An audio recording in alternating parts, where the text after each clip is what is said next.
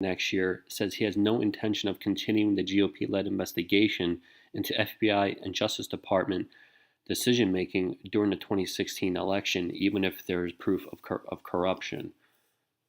Jerry Nadler, who stepped outside of the ongoing closed-door interview with former FBI Director James Comey, told reporters Friday that he plans to end the probe come January. Yes, because it's a waste of time to start with, Nadler said in response to a question about whether he would end the probe. Nadler characterized the Republican investigation as a political sideshow and says that it aims to distract from Special Counsel Robert Mueller's investigation into possible ties between Trump campaign and Russia. The entire purpose of this investigation is to be a diversion of the real investigation, he says, which is Mueller. There is no evidence of bias at the FBI and this other nonsense they are talking about, he continued. So he's claiming that Peter Strzok, James Comey, Andrew McCabe, all these people, they had no bias. GOP lawmakers say they are seeking to unravel what they allege is evidence of political bias against President Trump by the top brass at the FBI and DOJ during the election. Comey, the latest in a series of current and former FBI and DOJ witnesses Republicans wrangled to testify as part of the Joint Judiciary House Oversight and Government Reform Committee investigation, has long been a target for his actions during the 2016 presidential race. The former FBI chief and other top officials at the Bureau came under heavy scrutiny early this year after a DOJ watchdog issued a scathing report about Comey and other officials' judgment during the heated presidential race in relation to the investigation into Democrat nominee Hillary Clinton and her email server and the Russian probe.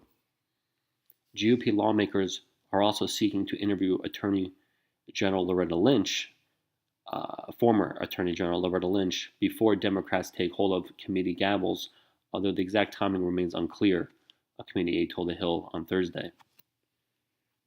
Nadler also told reporters that while he just learned about Trump's nomination of William Barr to serve as Attorney General, a role Barr previously held under George H.W. Bush's administration, and while the confirmation process for Barr is still a ways off, he still has lots of questions for Acting Attorney General Matthew Whitaker. The real question now is Whitaker, who is still the Acting Attorney General, Nadler said. The top Democrat pointed to critical remarks Whitaker made about Mueller's investigation before joining the DOJ, stating what he believes it is unconstitutional. Whitaker could take the interim role without going through the Senate confirmation process. Democrats have pushed for Whitaker, the top official overseeing Mueller's probe, to appear before Congress to testify about his remarks. And just last week, House Democrats announced that they have secured an interview with Whitaker for sometime in January.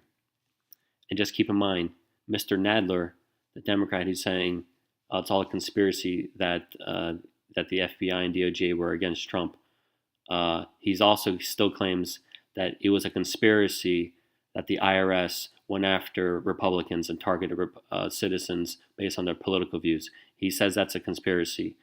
He's lying. He's lying. They were found guilty in court. The IRS wrote a legal document, a statement admitting to it and apologizing to it. They gave a written statement in a court of law admitting to it. It's not a conspiracy. So he's showing himself to be a political hack.